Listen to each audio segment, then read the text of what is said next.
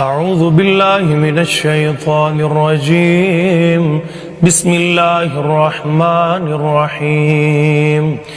تبارك الذي بيده الملك وهو على كل شيء قدير، الذي خلق الموت والحياة ليبلوكم أيكم أحسن عملا وهو العزيز الغفور، الذي خلق 7 سماوات طباقا ما ترى في خلق الرحمن من تفاوت فارجع البصر هل ترى من فطور ثم ارجع البصر كرتين ينقلب إليك البصر خاسئا وهو حسير.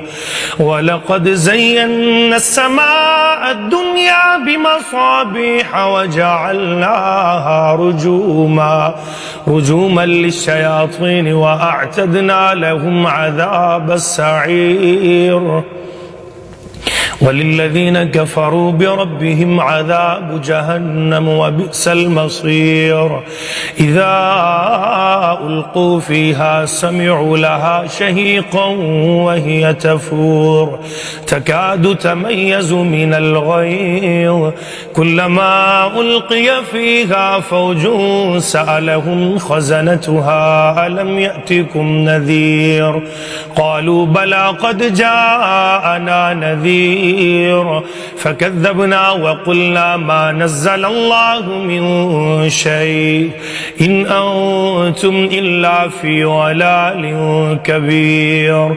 وقالوا لو كنا نسمع أو نعقل ما كنا في أصحاب السعير فاعترفوا بذنبهم فسحقا لأصحاب السعير.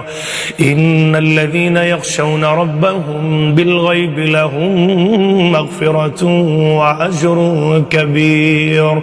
وأسروا قولكم أو اجهروا به إنه عليم بذات الصدور. ألا يعلم من خلق وهو اللطيف الخبير. هو الذي جعل لكم الأرض ذلولا فامشوا في مناكبها وكلوا من رزقه وإليه النشور.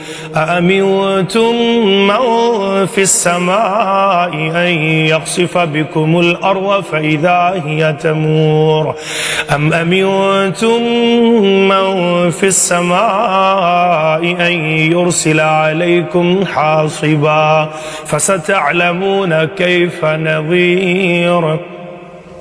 ولقد كذب الذين من قبلهم فكيف كان نكير. أولم يروا إلى الطير فوقهم صافات ويقبضن ما يمسكهن إلا الرحمن إنه بكل شيء بصير.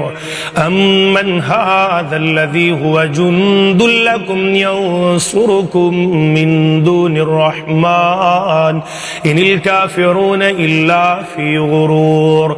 أمن هذا الذي يرزقكم إن أمسك رزقه بل لجوا في عتو ونفور. أفمن يمشي مكبا على وجهه أهدى أمن يمشي سويا على صراط مستقيم.